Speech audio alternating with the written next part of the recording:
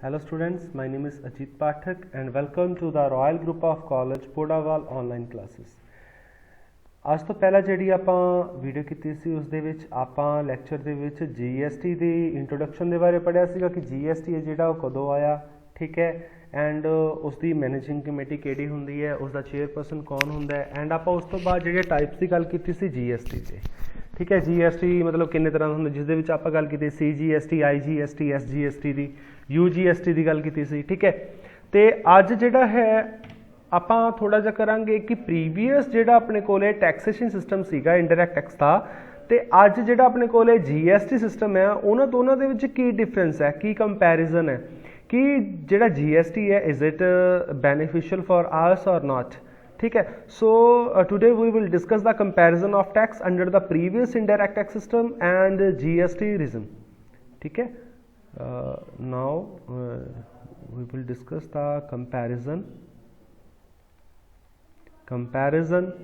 Of tax under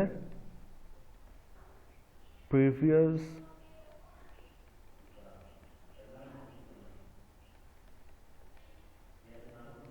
indirect tax system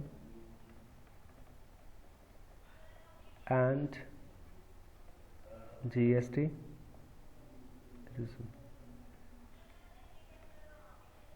ठीक है जी। तो एक साइड के उपर इधर आप जिहड़ा है ट्रांजैक्शनस की गल करांगे। ट्रांजैक्शनस इत्थे आप गल करांगे प्रीवियस जिहड़ा अपने कोले सिस्टम सी टैक्स सिस्टम सी इंडायरैक्ट टैक्स सिस्टम सीगा एंड इत्थे आपां गल करांगे GST जिहड़ा अपने कोले एट प्रेजेंट जिहड़ा सिस्टम है, ठीक है। सो आपां उसदी जिहड़ी डिस्कशन करांगे। सब तो पहला आपां जिहड़ा सी अपने कोले की आंदा सीगा cost of raw material, cost of raw material, ठीक है। कोई भी आपां प्रोडक्ट है जिहड़ा आपां कोई भी प्रोड्यूस करना चाहते हैं तो वह किस तो प्रोड्यूस होंदा है, रॉ मटीरियल तो, ठीक है। रॉ मटीरियल चाहिए आपां नूं। सो सपोज करो कि अपने कोल जिहड़ा रॉ मटीरियल है उसकी जिहड़ी वैल्यू है वह हैगी 100, ठीक है जी। दोनों साइड के उपर आपां सेम वैल्यूज ले लिया। दैन टैक्स की पैंदा है, tax on raw material, raw material के उपर कुछ टैक्स जिहड़ा है वह की देना पैंदा है। सपोज करो जिहड़ा वो टैक्स है दैट इज योर 10%, की है 10% है तो 100 का 10% कितना होया 10 रुपीज़, इधर भी अपने को कितना होया 10 रुपीज़, ठीक है। एक ही आ गया अपने को टैक्स आ गया, टैक्स कितना पिया 10 रुपीज़ एंड जिहड़ा GST है वह भी 10% है, दैन की होगा 10% 100 का 10% कितना हो गया 10 रुपये, ठीक है। नैक्सट उस तो बाद की होया यह जिहड़ा अपने को रॉ मटीरियल है वह किहदे कोल चला गया, सब तो पहला रॉ मटीरियल लिया उसके उपर टैक्स पिया, दैन वह किहदे कोल चला गया, वह चला गया मैन्युफैक्चरर कोले, ठीक है। मैन्युफैक्चरर ने इस दे विच कुछ वैल्यू ऐड करती, जो मैन्युफैक्चरर ने कुछ मैन्युफैक्चर किया then he added the value in this item by manufacturer.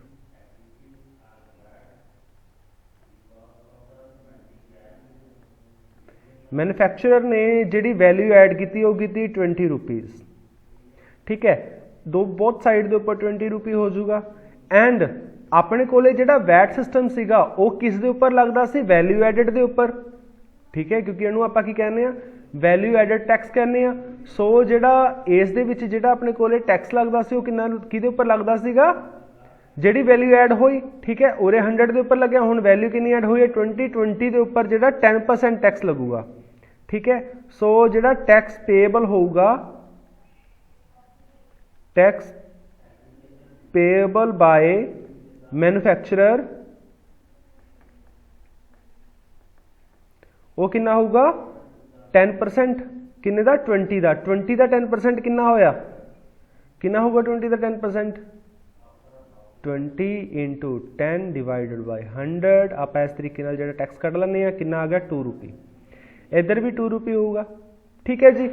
तो हुण अपने कोल जिहड़ा इहदा टोटल फिलहाल कितना बन रहा है 100 + 10, कितना कॉस्ट पई इहदी 100 प्लस 10 कितना हो गया 110 प्लस 20 130 प्लस 2 132 ठीक है।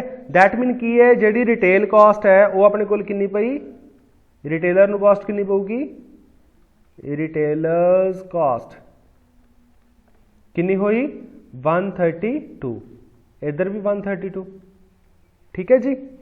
उस तो बाद रिटेलर अपना मार्जिन ऐड कर दिंदा है मार्जिन मतलब जिहड़ा प्रॉफिट है वो ऐड कर दिंदे है ठीक है। अक्सर तुसीं देखिया होगा तुसीं मार्केट दे विच जाते हो जाके तुसीं कोई भी चीज़ परचेज करते हो तो तुसीं उहनूं कहंदे हो सपोज वो 150 दी लगा रहा तुसीं कहंदे नहीं मैं तो 130 देने हैं वो की कहणगे कि इन्ना सानूं मार्जिन ही नहीं हैगा ठीक है 130 ते सानूं आंदी है सानूं तो मार्जिन ही नहीं हैगा इस दे विच ठीक है। वो मार्जिन का मतलब की है कि उन्होंने प्रॉफिट उस कॉमोडिटी की जिहड़ा परचेज प्राइस है एंड उसका सेल प्राइस है उसका जिहड़ा डिफरेंस हुंदा है उसनूं आपां की कह दिंदे मार्जिन कह दिंदे हैं ठीक है। दैन फिर जिहड़ा रिटेल मार्जिन है वो की है 20 रुपये रखदा हो सपोज करो जिहड़ा रिटेलर्स मार्जिन है कितना रहिंदा है 20 रुपये बोथ साइड की है वो अपना रिटेलर अपना की रखता मार्जिन रखता है।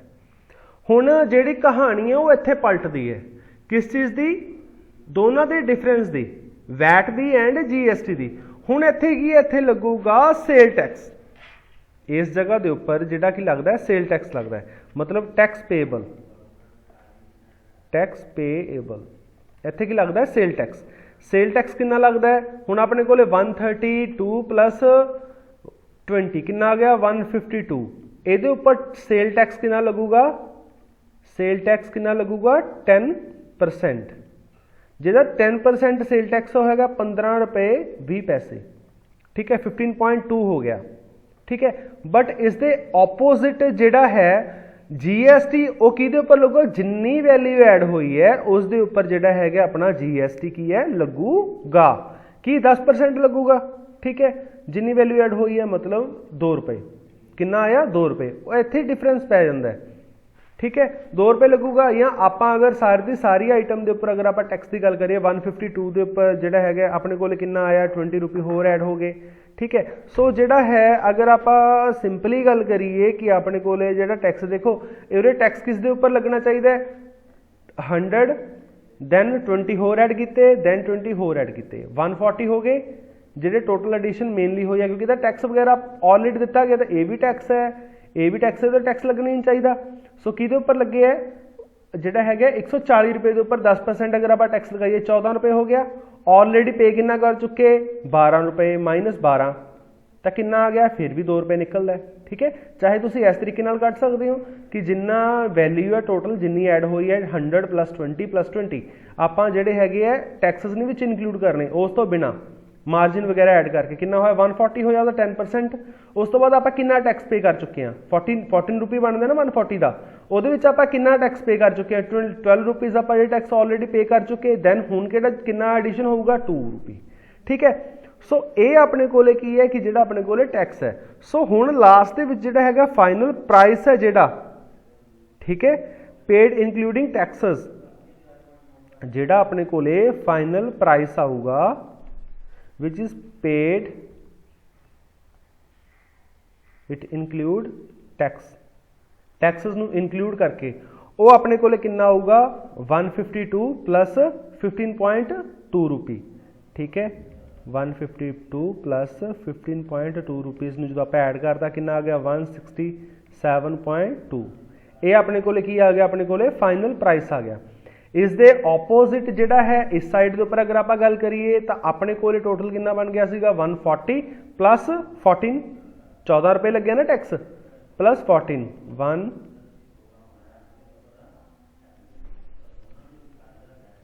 140 प्लस 14 कितना आ गया 154।